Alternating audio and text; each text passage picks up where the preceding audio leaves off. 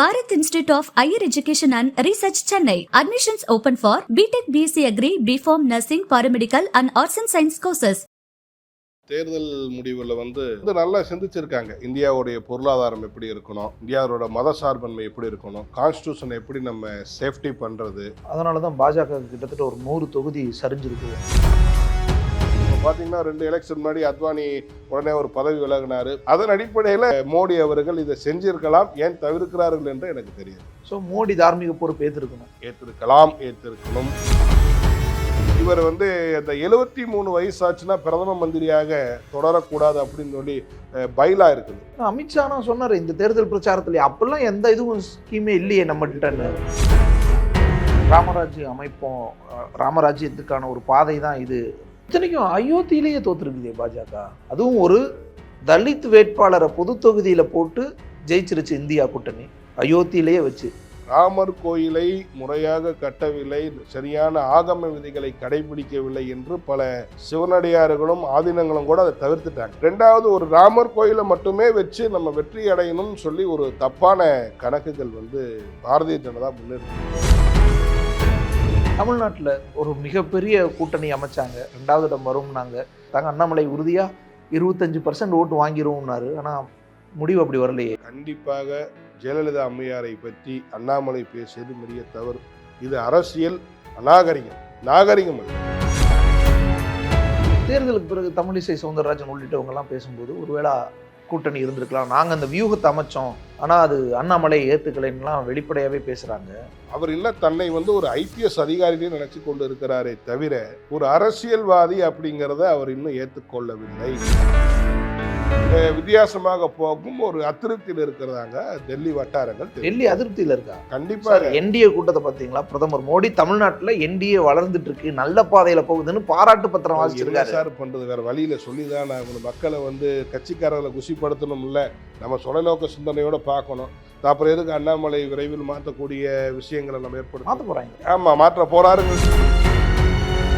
பாரதிய ஜனதா தான் மத்தியிலும் ஆட்சி அமைக்க வேண்டும், மாநிலத்திலும் ஆட்சி அமைக்க வேண்டும் என்பதுதான் என்னுடைய ஆசை. ஆனால் தயவு செய்து ஒழுங்காக செய்யுங்கன்னு தான் நாங்கள் சொல்கிறோம். உங்கள் தவறுகளை திருத்திக் கொள்ளவில்லை என்றால் இதே மாதிரி நம்ம ஒவ்வொரு முறையும் தோல்வியடையும், தயவு செய்து திருத்திக் கொள்ளுங்கள் தான் நாங்கள் சொல்கிறோம். திருத்திக்கிறதுனா என்னது? கூட்டணி தத்துவத்தை கொண்டு வரணும். கூட்டணி வச்சா எப்படி ஆட்சி அமைக்க முடியும் சார்? அப்படி இல்லை, அதிமுகவோட சபார்டினேட்டாக தான் முடியும். உலக தமிழர்கள் அனைவருக்கும் வணக்கம். இன்றைய சிறப்பு நேர்காணலில் நம்மோடு இருக்கக்கூடியவர் இந்து முன்னேற்ற கழகத்தின் தலைவர் கோபிநாத். வணக்கம். தேர்தல் முடிவுகள் வந்திருக்கு, அது குறித்து உங்களுடைய பார்வை? தேர்தல் முடிவில் வந்து இந்த தேர்தலில் மக்கள் எல்லாமே சுயமாக சிந்தித்து வாக்களித்து இருக்கிறார்கள் என்பது என்னுடைய கருத்து. எப்பவுமே எந்த தேர்தலையும் அப்படி தான் போட்டுவாங்க. இல்லை, இதில் வந்து நல்லா சிந்திச்சிருக்காங்க. இந்தியாவுடைய பொருளாதாரம் எப்படி இருக்கணும், இந்தியாவோட மத சார்பன்மை எப்படி இருக்கணும், கான்ஸ்டியூஷனை எப்படி நம்ம சேஃப்டி பண்ணுறது, அப்படிக்கான நிறைய விஷயங்களை மக்கள் தமிழகம் மட்டும் இல்லாமல் எல்லா ஸ்டேட்லேயும் சிந்திச்சிருக்கிறாங்க அப்படிங்கிறத அதை நம்ம சொல்லலாம். அதனால தான் பாஜக கிட்டத்தட்ட ஒரு 100 தொகுதி சரிஞ்சிருக்கும். அது பாஜக வந்துங்க, நாங்கள் ஒரு இந்து அமைப்பு இருந்தாலும் கூட பாரதிய ஜனதாவை குற்றம் சாற்றுவது அப்படிங்கிறது எங்களுடைய நோக்கம் அல்ல. எந்த கட்சியாக இருந்தாலும் இந்திய நாட்டையும் இந்துக்களையும் நேசிப்பவர்கள் மட்டும்தான் இங்கே ஆட்சி செய்ய முடியும். அந்த விதத்தில் வந்து பாரதிய ஜனதா கட்சி வந்து இந்துக்களை நேசிக்கக்கூடிய மாயைகளையும் மற்றும் இந்த இந்து அமைப்புகள் எல்லாம் நேசிக்கக்கூடிய மாயையும் தான் வச்சுருக்காங்களே தவிர அது உண்மையான ஒரு விஷயம் அல்ல. இந்தியா பொருளாதாரத்தை வந்து பார்த்தீங்கன்னா மிகப்பெரிய ஒரு பின்னடைவு அந்த ஜிஎஸ்டி. இப்போ நானே போகிறேன், ஒரு இந்து அமைப்பை சார்ந்தவன், பாரதிய ஜனதா கட்சியை நேசிக்கக்கூடிய ஆள். இதனால் நம்மளே போய் ஒரு நகை எடுத்தாலோ ஜிஎஸ்டி அப்படிங்கிற பார்க்குறப்ப அந்த ஜிஎஸ்டியோடைய ரேட்டில் இன்னும் 1 கிராம் நகை எடுக்கலாம் அப்படிங்கிற ஒரு பதிவு தான் நமக்கே வருது. அப்போ நமக்கே, நான் ஒரு வழக்கறிஞர், நிறைய சம்பாதிக்கக்கூடிய ப்ரொஃபஷனல் இருந்தாலும் கூட நமக்கே இந்த யோசனைகள் இருக்கிறப்ப கண்டிப்பாக பாமர மக்கள், நலிவடைந்த தொழிலாளர்கள்லாம் ஜிஎஸ்டிங்களை வந்து கண்டிப்பாக பாதிக்கப்படுவாங்க. நான் இப்போ திருப்பூரை சார்ந்தவங்கிறதுனால அந்த ஜிஎஸ்டியோடைய தாக்கம் இந்தியாவிலேயே எவ்வளவு கொடுமையானது என்பது எனக்கு தெரியும். அதனால் பாரதிய ஜனதாவுடைய பின்னடைவு முக்கியமான ஒரு காரணம் இது ஒன்றா இருக்கலாம். தேசிய அளவில் 240 தான் ஜெயிச்சிருக்காங்க, 303. இந்த தடவை 400 சொன்னாங்க. அதாவது அப்படி ஒரு பிம்பத்தை ஏற்படுத்தி இருக்கிறாங்க. அதாவது தன்னை ஒரு கடவுளாக சித்தரிக்கக்கூடிய விஷயங்கள் யாராக இருந்தாலும் கூட அது இருக்கக்கூடாது. நம்ம இந்திய நாடு ஒரு ஜனநாயக நாடு, ஒரு மக்களாட்சி நாடு. நம்ம வெளிநாடுகளைப் போல இரட்டை ஆட்சி, அமெரிக்கா, அரபு நாடுகளைப் போல அரசர் நாடு கிடையாது. என்று மக்கள் மனதில் இடமில்லையோ அன்று மக்கள் தூக்கி எறிந்து விடுவார் என்பது இது ஒரு எடுத்துக்காட்டான தேர்தலாக பார்க்கப்பட்டது. 240 தான் ஜெயிச்சிங்க, நீங்கள் உங்களுக்கு ஒரு சரிவு, நீங்கள் கொண்டு வந்த ஜிஎஸ்டி, இதெல்லாம் மக்கள் எதிர்க்கிறாங்கன்றதுக்கான பொருள் இந்த தேர்தல் முடிவு. ஸோ உங்களுக்கு கிடைச்சிருக்கிற இந்த சரிவை ஏற்று பிரதமர் மோடி வந்து ராஜினாமா செய்யணும், அவர் திருப்பி பிரதமர் ஆகக்கூடாது. கூட்டணி ஆட்சி வேற, யாராவது வர்றது வேற, ஆனால் பிரதமருக்கு கிடைத்தது ஒரு தோல்வி, மோடிக்கு கிடைத்த தோல்வி. ஸோ மோடி தார்மீக பொறுப்பு இதுக்கு ஏற்றுக்கணும்னு எதிர்க்கட்சிகள் சொல்கிறாங்க. அதை அப்படி புரிஞ்சுக்கலாமா? அது பார்த்தீங்கன்னா பாரதிய ஜனதா கட்சி பொதுவாக ஒரு ஆர்எஸ்எஸ் சித்தாந்தத்துடைய ஒரு வளர்ப்பில் வந்து கொண்டு இருக்கிறது. வாஜ்பாய், அத்வானி போன்ற தலைவர்கள் எல்லாம் கூட தன்னுடைய தோல்விக்கு பொறுப்பேற்று நிறைய பேர் பதவி விலகி இருக்கிறாங்க. தலைவர் பதவியும் கூட அத்வானி அவர்கள் திறந்திருக்கிறார்கள். ஆக ஒரு 10 ஆண்டுக்கு முன்னாடி இருக்கக்கூடிய பாரதிய ஜனதா கட்சி வேறு, இப்போ இருக்கக்கூடிய பாரதிய ஜனதா கட்சி வேறு என்பதுதான் என்னை போல இந்த அமைப்பு தலைவர்கள் எல்லாம் இதில் சொல்லுவோம். ஏன்னா பாரதிய ஜனதா கட்சி என்பது ஒரு மிகப்பெரிய ஒரு கட்டுப்பாடு உள்ள கட்சி. நீங்கள் வாஜ்பாயாக இருக்கட்டும், முரளி மனோகர் ஜோஷியாக இருக்கட்டும், அத்வானியாக இருக்கட்டும், மாபெரும் தலைவர்கள் எல்லாம் சரியான ப்ராப்பர் சேனலை கொண்டு வந்தாங்க. இப்போ பார்த்தீங்கன்னா 2 எலெக்ஷன் முன்னாடி அத்வானி உடனே ஒரு பதவி விலகினார். அதுக்கப்புறம் பிரதமர் வேட்பாளராக கூட இருக்கிறதுக்கு அவர் மறுத்தார். அதன் அடிப்படையில் மோடி அவர்கள் இதை செஞ்சிருக்கலாம், ஏன் தவிர்க்கிறார்கள் என்று எனக்கு தெரியாது. ஸோ மோடி தார்மீக பொறுப்பு ஏற்றிருக்கணும். அது ஏன் செய்யவில்லை என்பது அவர்களுடைய பதவி ஈர்ப்பு காரணமாக இருந்திருக்கலாம். மோடியை தவிர்த்து பிற தலைவர்கள் இல்லை என்றெல்லாம் சொல்ல முடியாது. ஏன்னா ஒரு காலத்தில் வாஜ்பாய் அப்படி பார்க்கப்பட்டது. வாஜ்பாய் போனது பிறகு மோடி வந்தார். மோடி போனதற்கு யோகி ஆதித்யநாத் இருக்கிறார்.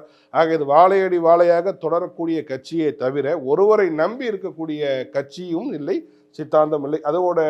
அதுபோல பிம்பம் தான் இப்போ ஏற்படுகிறது. அதை தயவு செய்து பாரதிய ஜனதா கட்சி திருத்திக் கொள்ள வேண்டும். ஒரு நிதின் கட்கரியோ இல்லை ஒரு சிவராஜ் சிங் சௌகானோ அவங்க ஆகலாம். ஏன்னா இப்போ 29க்கு 29 மத்திய பிரதேசத்தில் இப்போவும் ஸ்வீப் அடிச்சு கொடுக்குறாரு சிவராஜ் சிங் சௌகான். மத்திய பிரதேசத்தில் அவர் சிஎம்மா கூட ஆக்கல, அவரு பெரிய ஜெயிப்பு கொடுத்தும். நீங்க என்னன்னு கேட்டீங்கன்னா பாரதிய ஜனதால அண்ணாமலை பாருங்க, ஆகா ஓகோம்னாங்க, தலைவரை மாற்ற போறாங்க. ஆமா, மாற்ற போறாருங்களுடைய நியூஸ் வந்து கொண்டு இருக்கிறது. ஏன்னா அவர் மத்திய அமைச்சராக போறாங்கன்னு. ஆக பிஜேபியுடைய சித்தாந்தம் வந்து யாருமே புரிஞ்சுக்க முடியாது. திடீர்னு தலைவர் தூக்கி வைப்பாங்க, திடீர்னு அது என்ன நடக்கும். அதுக்கு ஒரு எடுத்துக்காட்டு அண்ணாமலை அவர்கள் கூடிய விரைவில் அந்த காட்சி இடம்பெற போகிறது. அப்படி பார்க்குறப்ப ரொம்ப கஷ்டப்பட்டு நீண்ட ஆண்டு காலமாக மத்திய பிரதேசில் வந்து சிவராஜ் சௌகானுடைய ஆட்சியை தொடர்ந்து நடத்தி கொண்டிருந்தார். இந்த எலெக்ஷன்ல கூட அவரை தான் வந்து முன்னிறுத்தி அபரிமிதமான வெற்றியை பெற்று கொடுத்தார். முதல்வரை ஆக்கவில்லை. அப்படி இருக்கிற போது பிரைம் மினிஸ்டர் அப்படிங்கிறது don't shut that. Nitin Gadkari எல்லாம் இருக்காங்க, ராஜ்நாத் சிங் இருக்கார். அதான் நீங்க பக்கத்து மாநிலம் சிவராஜ் சௌகானே இல்லைங்கிறப்ப நீங்க ராஜ்நாத் சிங் எல்லாம் வந்து யோசிக்க வேண்டிய கட்டாயம் இருக்காது. மோடி தான் ஒற்றை பிம்பமா பாஜக வச்சிருக்காங்க. அந்த மாதிரி தான் தோணுங்கிறதுங்க. மோடி அவர்கள் வந்து நல்ல ஒரு மனிதராக இருந்தாலும் கூட, நல்ல ஒரு சிறந்த சிந்தனையாளராக இருந்தாலும் கூட, நம்மளுடைய இந்திய ஜனநாயக மக்கள் வந்து எப்பயுமே பார்த்தீங்கன்னா நிறைய மாற்றத்தையும் புதிதையும் விரும்புவாங்க. இந்த எலெக்ஷன்லேயும் கூட என்ன கேட்டோம்னா, இவர் வந்து அந்த 73 வயசாச்சுன்னா பிரதம மந்திரியாக தொடரக்கூடாது அப்படின்னு சொல்லி பைலா இருக்குது. அமித்ஷா சொன்னாரு. அது வந்து அத்வானி அதனால தானே நீங்க வந்து லாஸ்ட் டைம் அவரை பிரதமர் வேட்பாளர் அறிவிக்காம நீங்க வந்து மோடி அறிவிச்சிங்க. எனக்கு தெரியுமில்ல, உங்களுக்கு தெரியாம இருக்கலாம், நாங்க உற்று நோக்குறோம் இல்ல. அமித்ஷா சொன்னாரு இந்த தேர்தல் பிரச்சாரத்துல, அப்பெல்லாம் எந்த இதுவும் ஸ்கீமே இல்லையே நம்ம கிட்ட. பைலா யாரோட பைலாம் யாரும் கேட்க மாட்டாங்கிற தைரியத்துல அவர் சொல்லியிருக்கலாம். அந்த மாதிரி இருக்குது. அதையும் கூட அட்ஜஸ்ட் பண்ணி இவங்க என்ன பண்ணாங்கன்னா பிரதமர் நரேந்திர மோடி அவர்களை பிரதமர் ஆக்கணுங்கிறதுக்காக கொண்டு வந்தாங்க. அதை வந்து எல்லா தரப்பு மக்களும் சரியாக ஏற்றுக்கொள்ளவில்லை என்பதை சொல்லலாம். ஒரு மாற்றத்தை கொண்டு வந்திருக்கலாம். ஏன்னா பாரதிய ஜனதா நிறைய நல்லது செஞ்சிருக்குது, நிறைய விஷயங்கள் செஞ்சிருக்குன்னு சொல்றப்போ ஒரு தனி மனிதரை முன்னிறுத்த வேண்டிய அவசியம் இல்லை, இருந்திருக்க வேண்டாம் என்று நினைக்கிறேன். அது அவங்களுடைய ஏற்பு எப்படின்னு நினைக்கிறேன். ராமராஜ்யம் அமைப்போம், ராமராஜ்யத்துக்கான ஒரு பாதை தான் இதுவே ராமராஜ்யம் தான் அப்படிலாம் சொல்லப்பட்டுச்சு. ராமர் கோவில் பெரும் வெற்றியோட ஒரு பிராண பிரதிஷ்டா செஞ்சார். பிரதமர் மோடியே போய் அந்த பூஜைகளை எல்லாம் செஞ்சார். ராமர் கோவில் கட்டி அது ஒரு மிகப்பெரிய ஒரு விழாவாக முன்னெடுத்தாங்க. ஆனால் தேர்தலில் மக்கள் இதுக்கெல்லாம் ஓட்டு போட மாட்டோம், நீ என்ன பண்ணாலும்ன்ற மாதிரியான ஒரு நம்ம ஒரு இந்த அமைப்புகளாக இருந்துட்டு இந்த கேள்விக்கெல்லாம் எப்படி பதில் சொல்கிறதுன்னு தெரியல. இருந்தாலும் கூட நம்ம சில உண்மைகளை வந்து வெளிப்படுத்த வேண்டிய கட்டாயத்தில் இருக்கிறோம். ராமர் கோயிலை முறையாக கட்டவில்லை, சரியான ஆகம விதிகளை கடைபிடிக்கவில்லை என்று பல சிவனடியார்களும் ஆதீனங்களும் கூட அதை தவிர்த்துட்டாங்க. ஒரு முக்கியமான நம்ம காஞ்சிபுரம் ஆதீனங்கள், நம்ம சங்கராச்சாரியார், சில முக்கியமான ஆதீனங்களோட தடுத்துட்டாங்க. அது ஓட்டு வங்கிக்காக மட்டுமே அதை அவசர அவசரமாக செஞ்சுருப்பாங்களோங்கிற ஐயம் நமக்கே வருது. முறைப்படி கட்டுமானத்தை முறைப்படுத்தி கட்டுமானம் ஃபுல்லாக பண்ணி அது ஆகம விதிப்படி என்னென்ன சிவபூஜைகள் பண்ணி அதுக்கப்புறம் முறைப்படி அழைத்திருந்தார், இந்த மாதிரி எல்லா சிவனடியார்கள் ஆதீனங்கள் எல்லாம் வந்திருப்பாங்க. ஸோ அதையே குறை இருக்கிறதுனால தான் அதோடைய மத குருமாருங்களும் அதுக்கு சரியாக ரெஸ்பான்ஸ் பண்ணலை. ஃபர்ஸ்ட் ஒன்று, நீங்கள் என்னதான் வீடு கட்டிட்டு நீங்கள் போய் ஃபஸ்ட்டு ரிப்பன் வெட்டலாம், கடையை ஓப்பன் பண்ணிவிட்டு நீங்கள் போய் ரிப்பன் வெட்டலாம். நான் தான் கோயில் கட்டினேன்னு சொல்லி நம்ம போய் ஒரு பிராமணாக இருக்கிற இடத்துல நம்ம போய் அந்த ஆராத்தி எடுத்ததுங்கிறதெல்லாம் கொஞ்சம் இந்து ஆகம விதிக்கு கொஞ்சம் எதிரானது அப்படின்னு நம்ம சொல்லலை, பெரியாவெல்லாம் சொல்லிகிட்டு இருக்கிறாங்க. ரெண்டாவது, ஒரு ராமர் கோயிலை மட்டுமே வச்சு நம்ம வெற்றி அடையணும்னு சொல்லி ஒரு தப்பான கணக்குகள் பாரதிய ஜனதா முன்னெடுத்திருக்குது. அவங்களுக்கு கீழே நிறைய இன்டெலிஜென்ஸ் இருக்குது, ஐபி இருக்குது, ஐஎஸ் இருக்குது, அந்த உளவுத்துறை ரிப்போர்ட்ஸ் எல்லாம் சொல்லியிருக்காங்க. அதையும் பொருட்படுத்தாமல் அவங்களா ஒரு தன்னிறைவை பெற்று நின்றதுனால தான் இந்த தோல்வி வந்தது. ஸோ ராமர் கோயில் கட்டினது எடுபடலை, அப்படிதானே மக்கள் சொல்றாங்க, நம்ம சொல்றது எடுபடலை அப்படிங்கிறது தான் எனக்கு. அயோத்தியிலேயே தோத்துருக்குதே பாஜக, அதுவும் ஒரு தலித் வேட்பாளரை பொது தொகுதியில போட்டு ஜெயிச்சிருச்சு இந்தியா கூட்டணி அயோத்தியிலேயே வச்சு. ஸோ என்ன பிரயோஜனங்கிற ஒரு கேள்வி வந்துருது இல்ல, மக்கள் எதை எடுக்கிறாங்க, எந்த முடிவு எடுக்கிறாங்கன்ற ஒரு பார்வை வந்துருது இல்ல. அது அயோத்தியில ராமர் கோயிலை மட்டுமே வச்சு வெற்றி அடையலாம்னு பாஜக போட்ட வியூகம் மிக தவறானது. மக்களுக்கு எது நல்லது செஞ்சதில்லைன்னு நினைக்கிறேன், செஞ்சிருக்க மாட்டார்கள். அதாவது மதத்தை வைத்து ஓட்டு வாங்கக்கூடிய கட்டாயம் இங்கே இருக்காதுங்கிறது இந்த எலெக்ஷன் எல்லாத்திற்கும் தெளிவுபடுத்தியிருக்குது நான் சொல்றேன். தமிழ்நாட்டில் ஒரு மிகப்பெரிய கூட்டணி அமைச்சாங்க, 2வது இடம் வரும்னாங்க. தேர்தல் கருத்து கணிப்புகள் எல்லாம் அதிமுகவோட அதிகமான ஓட்டும் சீட்டும் வந்துடும், ஒரு 5-6 சீட்டு வந்துடும், 7-8 சீட்டு கூட வந்துடலாம்லாம் எதிர்பார்த்தாங்க. அண்ணாமலை உறுதியாக 25% ஓட்டு வாங்கிடுவோம்னாரு. ஆனால் முடிவு அப்படி வரலையே.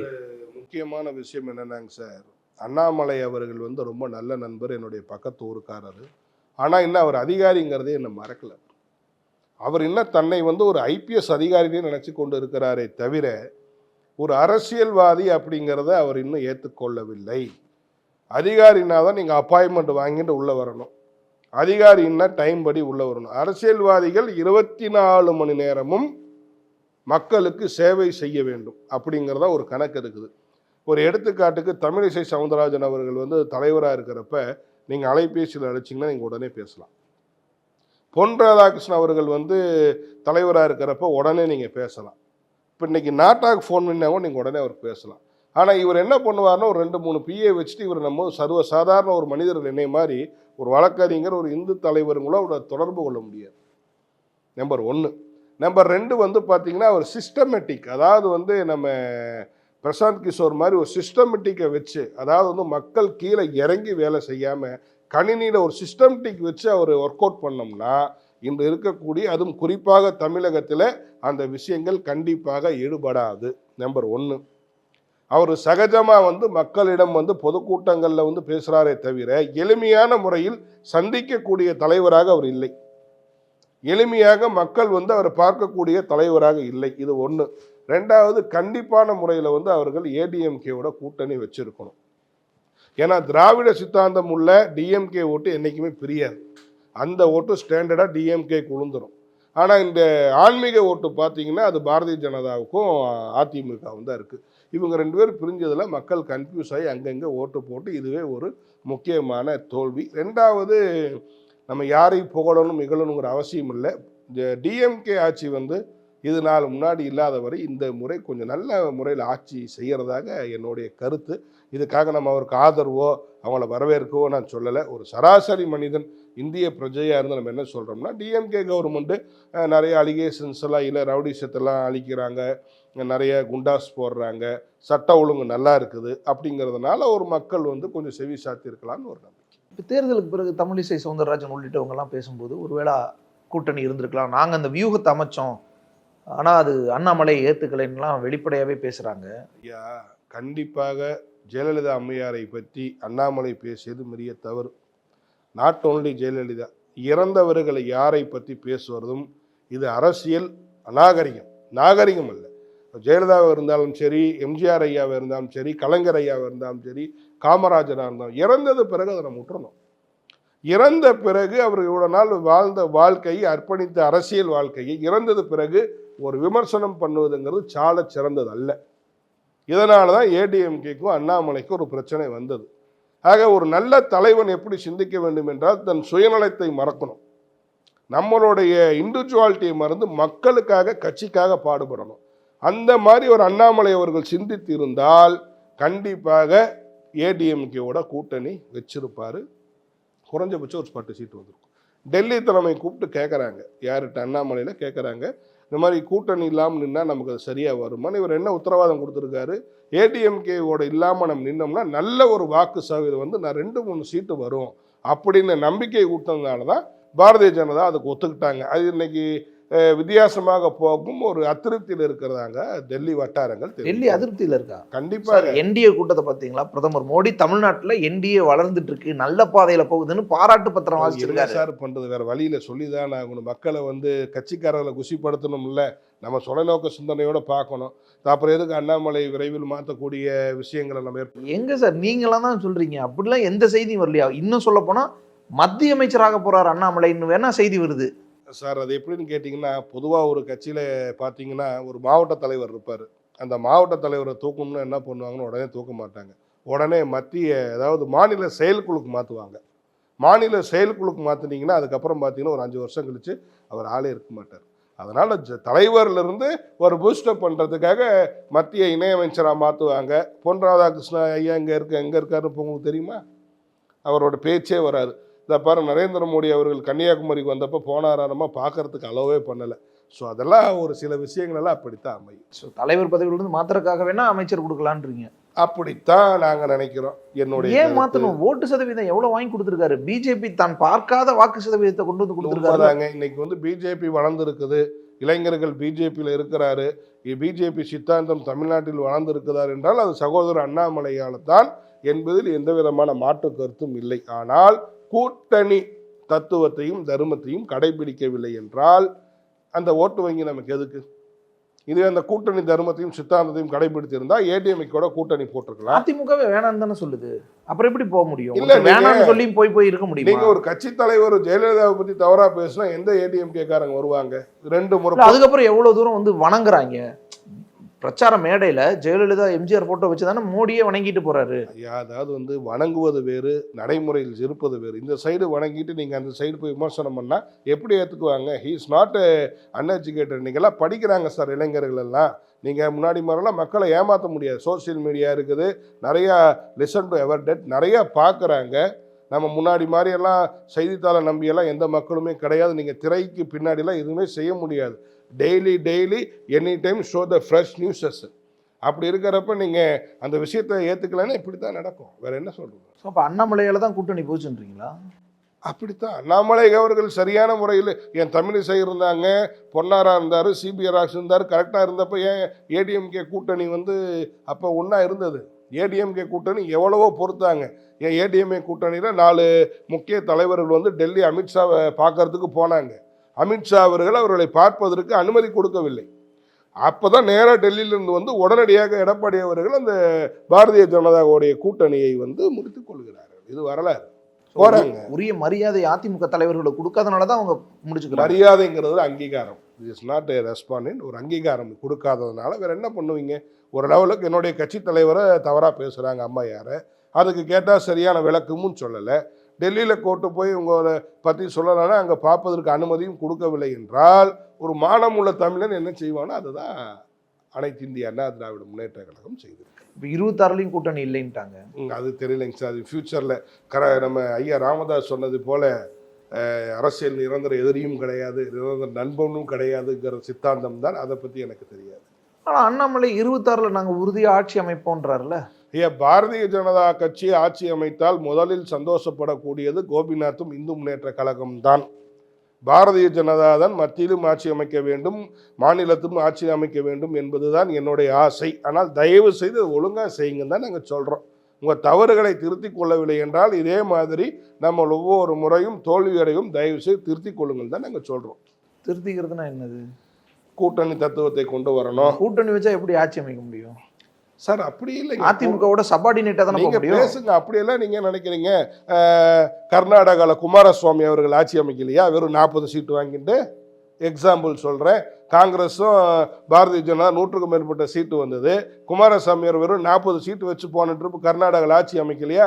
அப்படியே வாய்ப்புகள் அமைஞ்சா பார்த்துக்கிடுவோம். அப்படியே அமைக்கணும். 100க்கு மேலேயே எடுத்து ஜெயிப்போமேன்னு பாக்குறாரு அண்ணாமலை. எனக்கு ஆசைதான், அவங்களுக்கு ஆசைதான். மக்கள் என்ன நினைக்கிறார்கள் என்பதை மக்கள் தான் முடிவு செய்யணும். பாஜகக்குள்ளேயே திடீர்னு கலக குரல்கள் அண்ணாமலைக்கு எதிராக வர ஆரம்பிக்குது. கல்யாணராமன் அவர் பதிவு போடுறாரு, எதிர்ப்பா பதிவு போடுறாரு, இன்னும் சில குரல்களும் வருது. ஐயா, ஒரு தலைவராக இருந்தால் நம்ம நிறைய இப்படி மேடைகள் போட்டு பேசுகிறோம், வெளி தளத்தில் நிறையா பேசுகிறோம். ஆனால் ஒரு தலைவர் பதவி என்பது மிக சாதாரண பதவி அல்ல. அதுவும் ஒரு தேசிய கட்சியில் தலைவர் பதவி என்பது ரொம்ப விஷயந்தான். எல்லாருக்கும் எல்லாரும் நல்லவர்கள் ஆக முடியாதுங்கிறதை போல எல்லாத்தையும் அனுசரித்தும் போக முடியாது. ஒரு கை ஓங்கினால் ஒரு கை இறங்க தான் செய்யும். விமர்சனங்கள் இருப்பது சகஜம். நன்றி சார், உங்களோட இணைப்பு நீங்கள் பண்ணலாம். நன்றி. Bharat Institute of Higher Education and Research, Chennai. Admissions open for BTech, BSc Agri, BPharm, Nursing, Paramedical and Arts and Science courses.